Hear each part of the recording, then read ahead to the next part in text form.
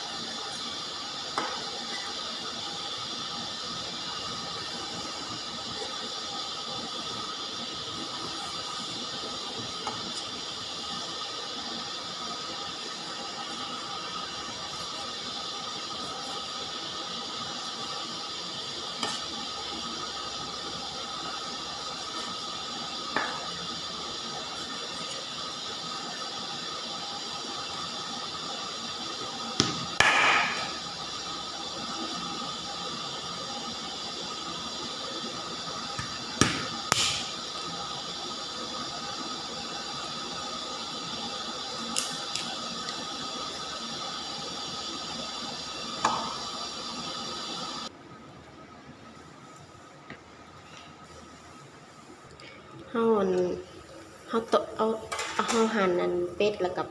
ปีกไก่เรียบร้อยแล้วเฮาก็สิมาลวกก่อนเนาะเพราะว่าเป็ดกับไก่มันสิมันแฮงเฮาสิบ่ทันล้างเนาะเฮาสิมาลวกก่อนอันนี้มักพริกเนาะเฮาต้มพร้อมน้ำเพราะว่ามักพริกมันอยากสุกก็เลยต้องต้มก่อนเฮาสิมาลวกน้ำเดือดๆแล้วก็ค่อยไปล้างทำความสะอาดแล้วก็เอามาอบอีกรอบนึงเนาะเพราะว่าไก่กับเป็ดมันแฮงถ้าเฮาล้างแล้วไปเฮ็ดเลยนะมันสิมันโพดมันสิเฮ็ดให้แบบมีแต่ไขมันมันเนาะก็เลยแบบเอามาลวกก่อนลวกจัก1นาทีแล้วก็ค่อยไปล้างทำความสะอาดอีกรอบนึงเนาะเฮาลวกหมูแล้วเฮาก็สิบ่แม่นหมูเป็ดเนาะเฮาก็สิมาหั่นเครื่องอบเนาะสมุนไพรข่าตะไคร้ใบมะกรูดแล้วก็กระเทียมเนาะสิมาหั่นไปล้างก่อนใส่อบ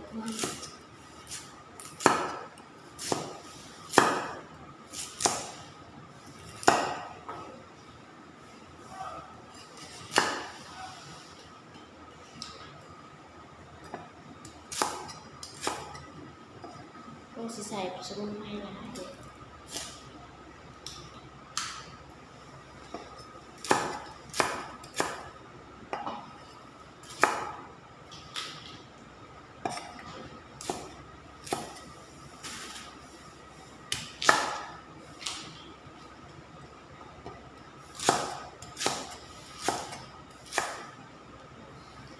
แล้วก็ใบมะกรูดนะ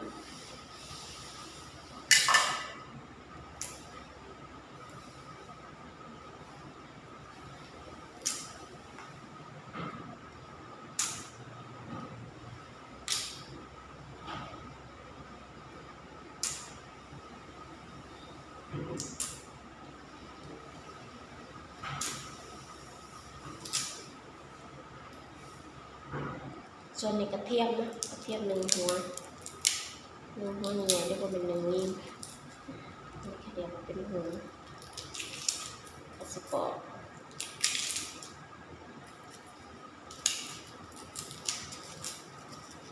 ส่วนเป็ดเนี่ยก็ต้มไว้ก่อนแล้วก็พอดีมันเปื่อยให้มันเปื่อยเลยแล้วก็ไปล้างทำความสะอาดล้างจะได้เสียเวลาเราไม่เห็นอย่างอื่นนะเดี๋ยวปอกกระเทียมกันนี่ถ้าปอกกระเทียมแล้วนะคะก็จะมาใส่ถ้วยแล้วไปล้าง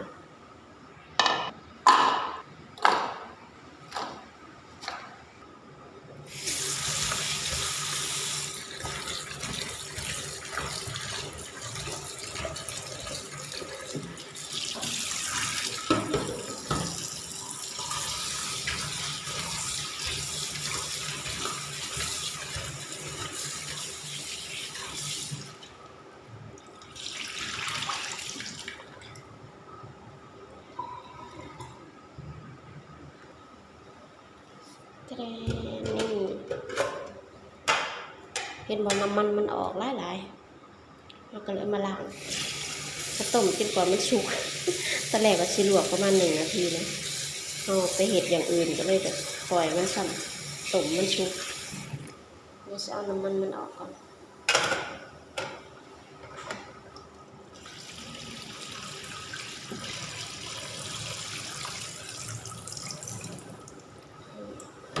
ถ้าผู้ได้แบบหมักมันๆกับสีเห็ดสีอบเลยก็ได้นะแต่เขามันโคตรสำหรับกับไก่กับเป็ดหนูมันแห้งเวลาซื้อมาแต่เวทโคนะซื้อมาแต่หางมันบ่คือไก่บ้านคือเป็ดแบบบ้านๆให้เลี้ยงเองนะ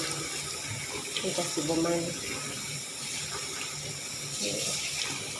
น้ำมันสีบนัวแห้งก็เราก็ปรุงเอาเนาะ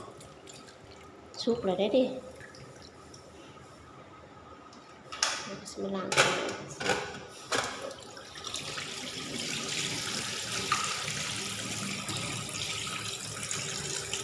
มาสิล้าง3 รอบ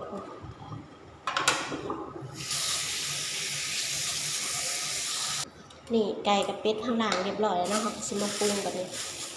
ตอนเขาก็สิปรุงเลยนะอันนี้ก็เครื่องปรุงของมันจะเป็นผงกะหรี่นะมาใส่2 ถุงเลยอะไรหอมๆนอกจากบริปรุงร้ายด้วยเพราะว่าในผงกะหรี่มันก็จะมีเครื่องเทศของมันเครื่องปรุงของมันอยู่แล้วเพราะฉะนั้นเราก็ต้องปรุงอ่อนๆเอามันจะได้บกเค็มนะใส่ลงไปตามด้วยสมุนไพรที่เราเตรียมใส่ลงไปเลยแล้วคนทุกอย่างมันเข้ากันนะเอาน้ำมาใส่หน่อยหนึ่งก็พอเพราะว่าเป็ดเขาสุกแล้วเขาก็สิบ่ได้ใส่น้ำร้ายนะต้มแป๊บเดียวกับแล้วนะ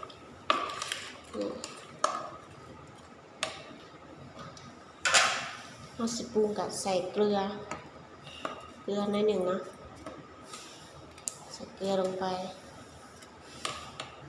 ตามด้วยผงชูรส1 ช้อนพอ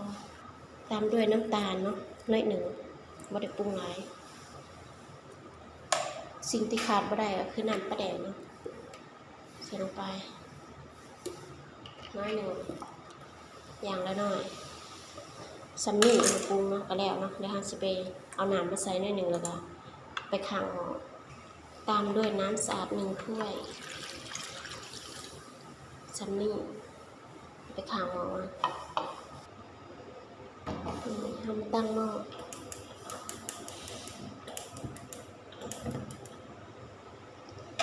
ปิดฟ้าไว้บ่ได้เปิดเนาะส่วนเวลาที่เฮาอบเฮาก็สิอบไว้ไปประมาณครึ่งชั่วโมงแต่ว่าบ่ได้โดนดอกหรือ20นาที10นาทีก็ได้เพราะว่าไก่มันสุกไวแล้วเนาะกับเป็ดนี่อบของเฮาสุกเลยเด้อน้ำเหลือหน่อยสุกเรียบร้อยประมาณ15นาทีนะบ่ทันฮอด20นาทีซ้ำสุกแล้วก็เลยแบบปิดแก๊สก่อนแล้วเดี๋ยวไฟไหม้หม้อนี่ทุกคนเบิ่งใกล้ๆหน้าตาเป็นตาแซ่บบ่อันนี้คืออบสมุนไพรของเราเนาะบักพริกนี่เฮาก็สิไปตำแจ่วส้มคือเก่าแหละแจ่วบักนาวเนาะเฮ็ดให้เบิ่งหลายคลิปเนาะแต่ว่าก็บ่ได้ตำให้เบิ่งดอกคลิปนี้ก็อำลาพระจากไปเที่ยงเท่านี้เด้อฝากกดไลค์กดแชร์กดติดตามเพื่อบ่พลาดคลิปใหม่ๆไปแล้วสบายดีฝากเป็นกำลังใจให้ค่ะเด้อ